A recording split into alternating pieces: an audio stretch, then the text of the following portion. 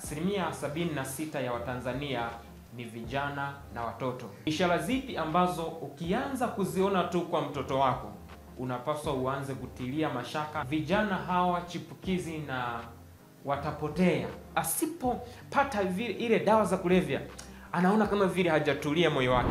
Mtu anayetumia madawa ya kulevya ni ishara ya maumivu ya moyo aliyo nayo.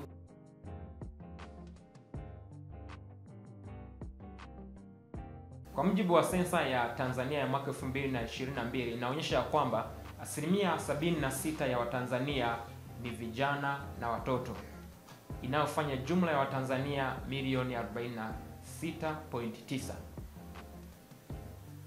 Kundi kubwa sana la hawa Watanzania wanaoathirika na madawa ya kulevya ni vijana chipukizi kuanzia karibu miaka 13 hadi mwaka wa 35.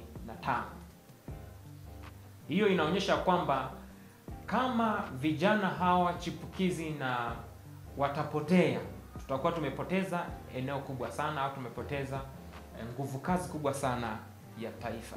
Katika kundi hili wanaoathirika sana na madawa ya kulevya ni kuanzia umri wa miaka 13 hadi miaka 35. Hiyo inaonyesha kwamba nguvu kubwa sana ya taifa tunaipoteza katika madawa ya kulevya. Endapo watoto hawa au vijana hawa watapotea, maana yake tutakuwa tumepoteza nguvu kubwa sana ya taifa. Lakini si hivyo tu, hiyo inakwambia kwamba kama mzazi usipofahamu dalili za mapema, ni rahisi sana kijana wako kumpoteza na tutakuwa tumepoteza taifa hili. Sasa je, ni ishara zipi ambazo ukianza kuziona tu kwa mtoto wako unapaswa uanze kutilia mashaka na uanze kujua kwamba pengine huyu kijana wangu ameanza kutumia madawa ya kulevya? Ishara ya kwanza ni mabadiliko ya kimahusiano. Unaweza usielewe jambo hili kwa haraka kama ni mzazi ambaye uko busy sana na ufuatilie watoto wako, lakini utaanza kuona ya kwamba mtoto wako amebadilika, hakushirikishi tena, hana mahusiano ya karibu tena na wewe, na amekuwa msiri kuliko kawaida. Inaweza kaenda mbali zaidi kwa kuangalia mahusiano ya marafiki zake aliyokuwa nao, hasa marafiki wa zamani. Ghafla utaanza kuona mtoto wako amejitenga kabisa na wale marafiki aliyokuwa amewazoea. Ukiona hivyo, ni kiashiria cha awali ambacho kinakuambia kwamba anza kufuatilia. Kuna uwezekano mtoto wako ameanza kujihusisha na makundi yanayojihusisha na madawa ya kulevya. Ishara ya pili, pesa au vitu vidogo vidogo kuanza kupotea nyumbani.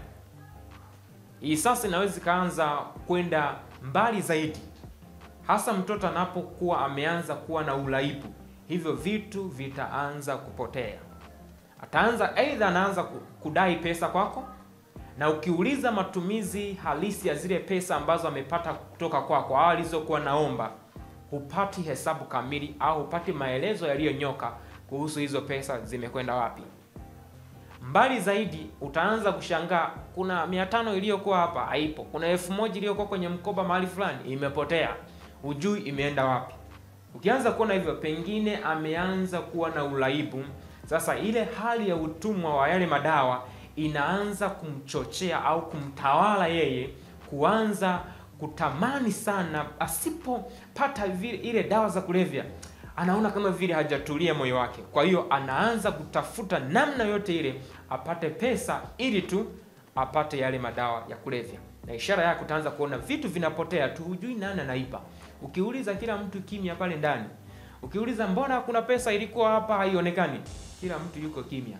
Ukiona vitu vinaanza kupotea, pesa ambazo ulikuwa unaziweka mahali hazionekani, hazijulikani zimeenda wapi, hiyo ni ishara kabisa ya kwamba huyu mwanangu ameanza kujihusisha na madawa ya kulevya. Ngoja nikwambie kitu kimoja kwenye jambo hili. Unapoanza kushiriki madawa ya kulevya, unatengeneza uraibu kwenye ubongo. Sasa mtoto akianza kushiriki madawa ya kulevya kwa kiwango cha juu, ndivyo dozi inavyozidi kwa kubwa. Yaani akianza kula leo kidogo, kesho brain tadai ale zaidi. kesho kutu itadai tena apate kiwango cha juu sana. Sasa kiendelea, inafika mahali ambapo hawezi kucontrol tena brain yake. Kwa hiyo ile njaa au craving inakuwa kubwa, kiwango ambacho chochote atakachokiona ni kitu atatamana kakichukue aende akauze ili apate tu pesa ya kununulia dawa za kulevya. Hiyo ni ishara ya pili. Ukiona kwamba pesa na vitu vidogo vidogo vinapotea nyumbani, ujue ya kwamba huyu mtoto pengine ameanza kujihusisha na madawa ya kulevya. Ishara ya tatu, hii inatokea hasa anapokuwa tayari ameanza kuingia kwenye uraibu. Utaanza kuona mabadiliko katika macho yake. Mabadiliko haya yanategemea aina za madawa anazotumia.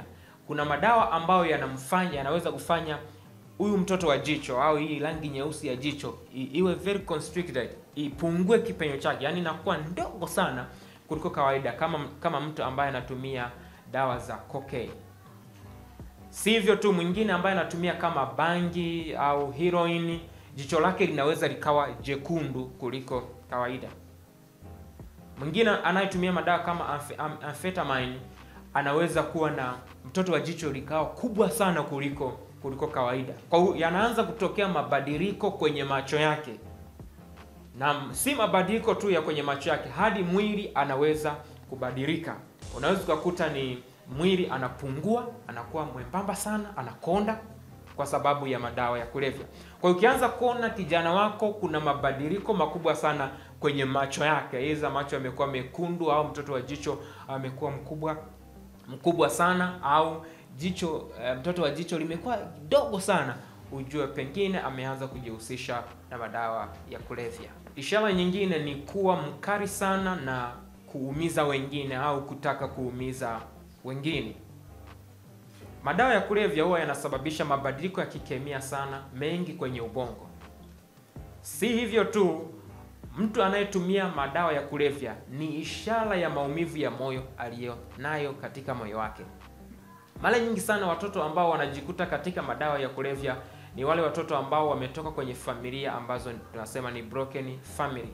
Familia ambazo ni broken, familia ambazo pengine wana magomvi ya mara kwa mara, wazazi wameachana na hakuna usimamizi mzuri wa kimalezi, baba na mama ni ngumi kila wakati, au ni wazazi wanatukana sana na kukosoa watoto. Hizo tunasema ni broken family.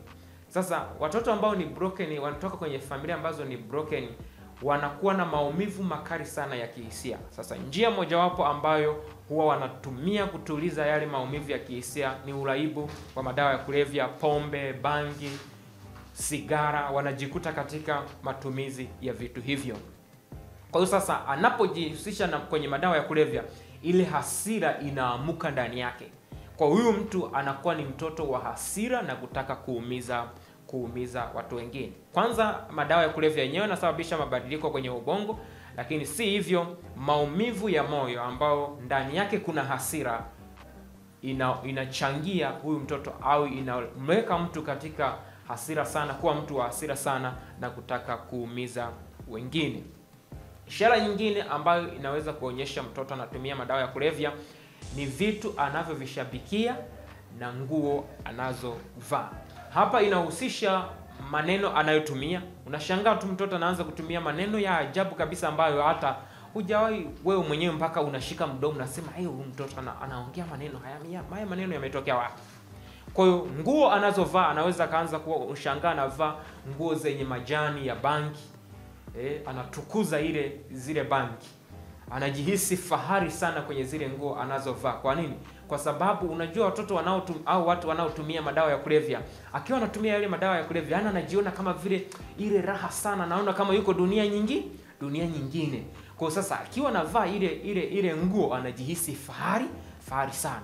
Kwa hiyo utaanza kuona tabia za vitu nguo anazovaa, maneno anayotamka na vitu anavyoshabikia sana. Unajua, huyu mtoto wangu ameanza kuelekea mahali pasipo pengine. Ishara nyingine ni mabadiliko ya harufu katika mwili wake.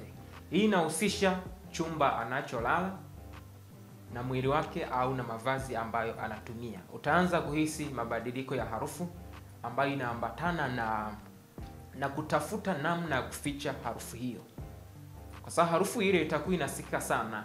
Ili sasa mtoto kuficha, wewe mzazi usiweze kusikia, unaweza ukashangaa chumba anaanza kufukiza marashi sana kuliko kawaida, anafukiza uvumba katika chumba hicho, ili angalau kuficha ile harufu isije ikasikika.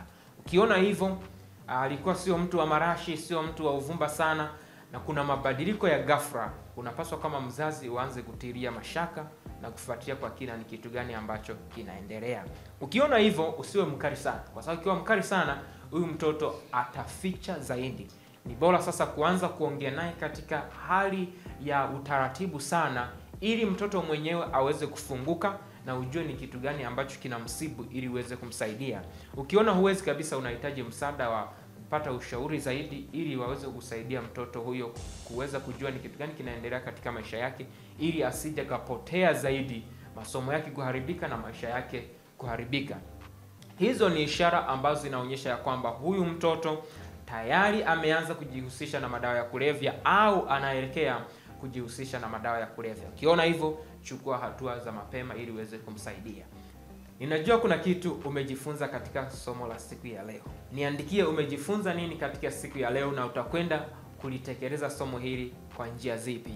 Asante na uwe na wakati mwema.